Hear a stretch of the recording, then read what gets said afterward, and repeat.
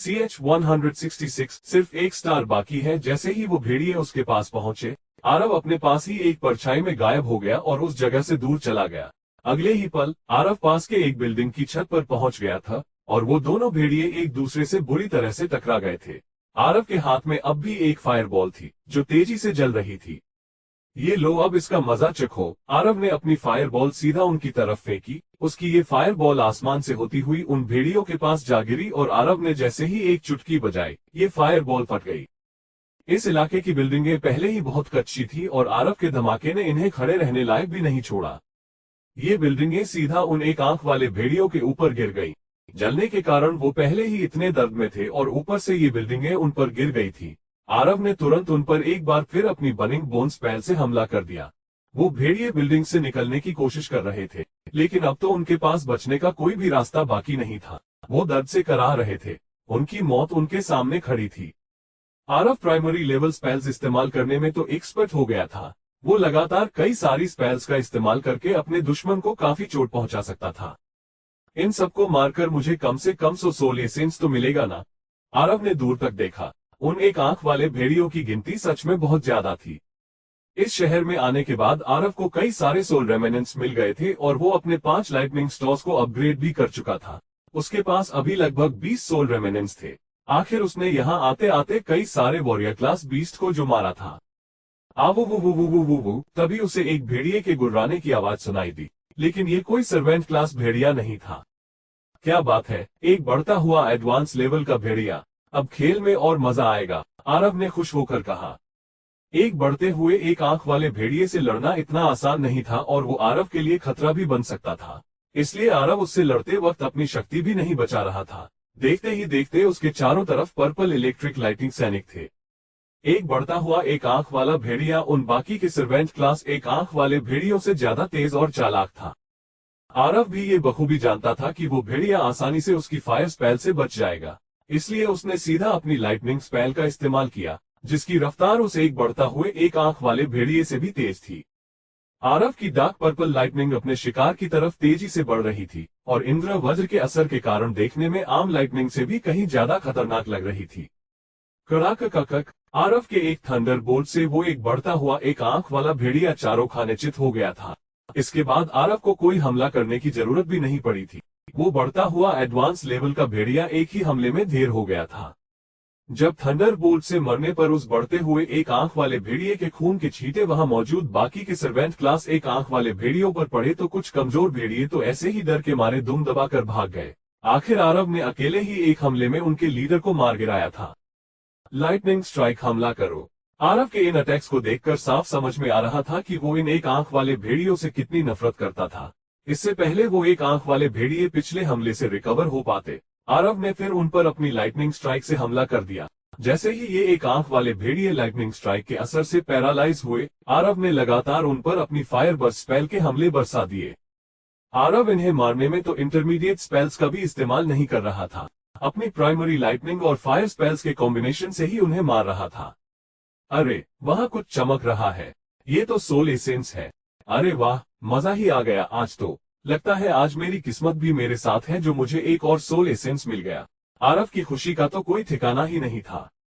इस शहर में आने के बाद उसने कई सर्वेंट क्लास डिमन बीस्ट मारे थे, लेकिन अब तक उसे कोई सोल एसेंस नहीं मिला था। अब उसे समझ में आ रहा था कि स्टारडस्ट मैजिक टूल्स इतने महंगे क्यों होते थे। सिर्फ आरव जैसा 4 एलिमेंट्स वाला मैजिशियन ही एक साथ इतने सारे बीस्ट का सामना कर सकता था, वरना एक आम इंटरमीडिएट मैजिशियन के सामने 10 सर्वेंट क्लास बीस्ट भी आ जाते तो उन्हें वहां से भागना पड़ता, वो उनसे एक साथ नहीं लड़ पाते। अब तो आरव के पास एक और सोल एसेंस आ गया था। इसका मतलब वो अपना 6 स्टार अपग्रेड कर सकता था। सिर्फ इतना ही नहीं बल्कि उसने जो इतने सारे सर्वेंट क्लास एक आंख वाले भेड़ियों को मारा था, उससे आधा सोल एसेंस तो जरूर बन जाता। आवो वो वो वो वो वो वो, आरव का स्विफ्ट स्टार वोल्फ जोर से गुर्राया और उसने अपने दुश्मन के गले पर पंजे मार दिए। चारों तरफ खून फैल गया था। वो 3 आंख वाला भेड़िया अब अपने पंजे से अपने गले को पकड़े हुए था और उसे एहसास हो गया था कि स्विफ्ट स्टार वोल्फ बेहद तेज भी था और ताकतवर भी। शायद इसीलिए उसने उस वोल्फ पर एक पुरानी जंग लगी हुई कार फेंकी और वहां से भागने लगा। मुझे पता था कि आखिर में तुम्हें भागना ही पड़ेगा, लेकिन ऐसे कैसे भागोगे?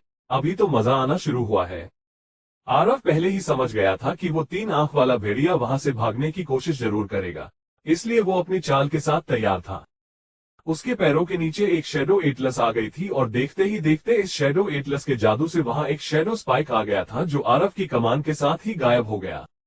इस दौरान जो 3 आंख वाला भेड़िया जंगल की तरफ भाग रहा था वो अचानक से रुक गया। ऐसा लग रहा था मानो पीछे से किसी चीज ने उसे पकड़ लिया था। वो 3 आंख वाला भेड़िया जोर जोर से पैर पटक पटक कर भागने की कोशिश कर रहा था, लेकिन अपनी जगह से वो एक कदम भी हिल नहीं पा रहा था। आरव का शैडो स्पाइक उसे रोके हुए था। इसे जल्दी खत्म करो, ये सच में काफी शक्तिशाली है, आरव ने अपने वोल्फ से कहा। वो शैडो स्पाइक उस 3 आंख वाले भेड़िए की शक्ति के कारण ढीला हो गया था और आरव को पता ही नहीं था कि वो उसे कितनी और देर तक रोक कर रख पाता। आरव की बात सुनते ही उसका स्विफ्ट स्टार वोल्फ तेजी से उस 3 आंख वाले भेड़िए की तरफ बढ़ने लगा। बाकी वॉरियर क्लास भेड़ियों की तरह आरव का स्विफ्ट स्टार वोल्फ जमीन पर अपने पैरों के निशान तक नहीं छोड़ता था। वो एक पंख की तरह हल्का और हवा की तरह तेज था। देखने से ऐसा लग रहा था कि वो अपनी पूरी शक्ति लगाकर दौड़ रहा था। जब उसके और 3 आंख वाले भेड़िए के बीच में 20 मीटर की दूरी बची थी तो उसने एक ऊंची छलांग लगाई और अपने पंजों से उस 3 आंख वाले भेड़िए पर वार किया। उस 3 आंख वाले भेड़िए ने अपने पंजे सामने लाकर बचने की कोशिश की, लेकिन उसके पंजे भी टूटकर दूर फेंक गए। उसके बाद आरव के वोल्फ ने पीछे हटकर अपना एक पंजा उठाया तो उसमें से कई सारी ब्लेड्स निकलने लगी। कुछ ही पलों में उस 3 आंख वाले भेड़िए का सिर कटकर जमीन पर गिर गया और उसकी बॉडी अब आरव के शैडो स्पाइक की वजह से अपनी जगह पर ही थी। ये नजारा देखने में बेहद डरावना था। चारों तरफ खून उड़ रहा था और उस भेड़िए का सिर जमीन पर पड़ा हुआ था। कुछ सेकंड्स बाद जब आरव के शैडो स्पाइक का असर खत्म हुआ, उस 3 आंख वाले भेड़िए का भारी भरकम शरीर धम से जमीन पर गिर गया और उसका खून इधर उधर गिरने लगा। स्विफ्ट स्टार वोल्फ, जिसे एकदम साफ रहना पसंद था, वो इस सबसे दूर ही खड़ा हुआ था। उसने इस 3 आंख वाले भेड़िए के शरीर से पूरा खून बह जाने का इंतजार किया और फिर उसके पास गया, उसका सीना चीरा और उसका दिल निकालकर एक बार में ही निगल गया। ये उसके लिए बहुत फायदेमंद होने वाला था। इससे उसकी शक्ति और भी बढ़ जाती और जहां तक थी इतनी क्रूरता के साथ किसी दूसरे बीस्ट का दिल निकालकर खा लेने की बात, तो वो एक ऐसी दुनिया में रहता था जहां सिर्फ उसकी शक्ति ही उसे जिंदा रख सकती थी। अगर कभी उससे शक्तिशाली बीस्ट उस पर हमला करता तो उसके साथ भी यही होता जो उसने आज उस 3 आंख वाले भेड़िए के साथ किया था। 3 आंख वाले भेड़िए की मौत के बाद बाकी के बचे हुए भेड़िए भी बुरी तरह से डर गए और वहां से भागने लगे। तुम जाओ और उन सबका खात्मा कर दो, तब तक मैं देखता हूं कि इसके पास कुछ कीमती है या नहीं, आरव ने 3 आंख वाले भेड़िए की तरफ इशारा करते हुए अपने वोल्फ से कहा।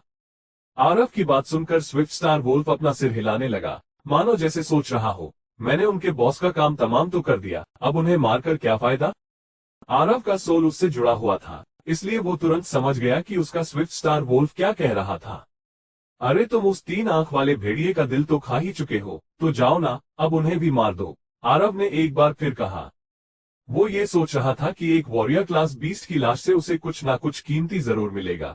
अगर उसे एक सोल एसेंस, कुछ टूटी हुई हड्डियां या उसके नुकीले पंजे मिल जाते तो वो इन्हें बेचकर अच्छे खासे पैसे कमा सकता था। लेकिन इस बार आरव की किस्मत इतनी अच्छी नहीं थी कि उसे सोल एसेंस मिले, लेकिन इतनी खराब भी नहीं थी कि उसे खाली हाथ लौटना पड़े। उसे इस भेड़िए की एक टूटी हुई हड्डी मिली थी जिसे वो अच्छे दाम में बेच सकता था। शिट, इसके पास तो कोई सोल रेमनेंट भी नहीं है। अब मेरी लाइटनिंग स्ट्राइक की एनर्जी बढ़ाने के लिए मुझे सिर्फ अपने एक और स्टार को अपग्रेड करने की जरूरत है। यहाँ तो कुछ भी नहीं मिला, अब आगे चलकर ही सोल रेमनेंट्स ढूंढने होंगे, आरव ने मन ही मन कहा। आरव जब उस चिप के पास पहुंचा तो उसने देखा कि उसमें ग्रीन लाइट जलने लगी थी। इसका मतलब था कि उसमें 3 किलोमीटर के सारे डीमन बीस्ट की इंफॉर्मेशन आ गई थी। ये सारी इलेक्ट्रिक चिप्स उन्हें इकट्ठा करके वापस ले जाने थे ताकि प्रोफेशनल्स इन्हें एनालाइज कर सके।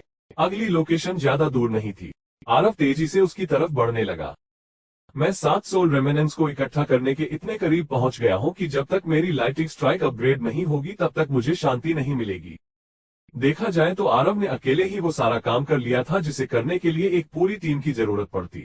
उसने अपने 6 लाइटनिंग स्टोर्स अपग्रेड कर लिए थे और अब बस एक आखिरी स्टार बचा था। बस कुछ देर और उन्हें रोकने की कोशिश करो, बस कुछ देर, इसकी ग्रीन लाइट जलने वाली है, एकांश ने जोर से कहा। तुम पागल हो गए हो क्या? उनकी गिनती बढ़ती ही जा रही है। अगर हम अभी यहाँ से नहीं निकले ना तो इनका खाना बन जाएंगे, आरुष ने उसे जवाब दिया। अरे ग्रीन लाइट जलने लगी, ये जलने लगी, एकांश फिर खुशी से चिल्लाया। अब जल्दी निकलो यहाँ से, आरुष ने कहा। दोनों यूनिवर्सिटी से आए हुए स्टूडेंट्स की टीम उस जगह को छोड़कर भाग रही थी। ये उनकी पहली लोकेशन थी जहां वो डेटा इकट्ठा करने आए थे। कुछ पलों बाद वहां कई सारी बड़ी बड़ी हरी छिपकलियां आ गईं और जोर जोर से आसमान की तरफ देखकर आवाजें निकालने लगी। ये उन सारे स्टूडेंट्स को अपना शिकार बनाने आई थी, लेकिन उन स्टूडेंट्स ने पहले ही यहाँ से निकलने का रास्ता ढूंढ लिया था। अगर वो ऐसा नहीं करते तो उन विशाल छिपकलियों के बीच में फंस जाते। हे भगवान, आज तो बस बाल बाल बचे। हमने अभी सिर्फ अपनी एक लोकेशन पूरी की है। मिशन पूरा करने में तो न जाने हम में से कितनों की जान चली जाएगी। ईशान ने हांफते हुए कहा। हमारे पास हमारा सबसे शक्तिशाली मैजिशियन आरव नहीं है। वो हमला करने में एक्सपर्ट है, इसलिए इन डीमन बीस्ट से लड़ना हमारे लिए मुश्किल हो रहा है, शैडो एलिमेंट वाले ललित ने कहा। अगर देखा जाए तो समायरा आरव से कम शक्तिशाली मैजिशियन नहीं थी, लेकिन आरव के पास दो सबसे ताकतवर एलिमेंट्स थे, फायर और लाइटनिंग, और दोनों ही सोल सीड से अपग्रेड हुए एलिमेंट्स थे। वो आसानी से अपनी कुछ इंटरमीडिएट स्पेल से सर्वेंट क्लास बीस्ट के पूरे झुंड को ठिकाने लगा सकता था। उसकी तो तुम बात ही मत करो, उसकी वजह से ही हम शहर में आते ही इतनी बड़ी मुसीबत में फंसे थे। वो सिर्फ परेशानियां खड़ी कर सकता है और तुम सबने देखा नहीं कैसे गुस्से में आकर अकेले लोकेशन पर गया है। देखना, अभी थोड़ी देर में खाली हाथ वापस लौट आएगा, निवानल ने ललित की बात सुनकर कहा। उन्होंने पूरे 2 दिनों तक सब कुछ प्लान किया था, क्योंकि उस चिप से आसानी से डीमन बीस्ट उन तक पहुंच जाते थे। इसलिए उन्हें बारी बारी से उस चिप को 3 घंटों के लिए गार्ड करना पड़ता था, और ये काम एक टीम के बिना नहीं हो सकता था। अरे, हो सकता है कि वो मर गया हो। यहाँ इतने सारे डीमन बीस्ट हैं। जब हमें टीम के साथ परेशानी हो रही है तो वो तो फिर अकेला ही गया है। वो कैसे जिंदा बचेगा? ईशान ने कहा। वो सच में यही चाहता था कि आरव की मौत हो जाए। उस नालायक के पास न सिर्फ डुअल एलिमेंट्स हैं बल्कि सोल सीड्स भी हैं। सॉरी, तुम्हारा ये ख्वाब अभी तो पूरा नहीं हुआ। मेरी वॉच से मुझे पता चल रहा है कि आरव हमारी तरफ ही आ रहा है, रुद्र ने कहा। उन सबकी वॉचेस में एक खास डिवाइस था जिससे उन्हें एक दूसरे की लोकेशन का पता चलता था। जब से आरव टीम से अलग हुआ था, रुद्र हमेशा अपनी वॉच पर नजर रखता था और 1 घंटे पहले उसने देखा था कि आरव ने उन सब की तरफ आना शुरू किया था। सिर्फ इतना ही नहीं, बल्कि वो तेजी से आगे बढ़ रहा था, जैसे उसे किसी से छुपने की जरूरत ही नहीं थी। रुद्र खुद को आरव के स्पिरिट वोल्फ के बारे में सोचने से रोक नहीं पाया। अब उसे लग रहा था कि आरव इस काम में सफल हो गया था, क्योंकि वो इतनी तेजी से सिर्फ अपने स्पिरिट वोल्फ की मदद से ही चल सकता था।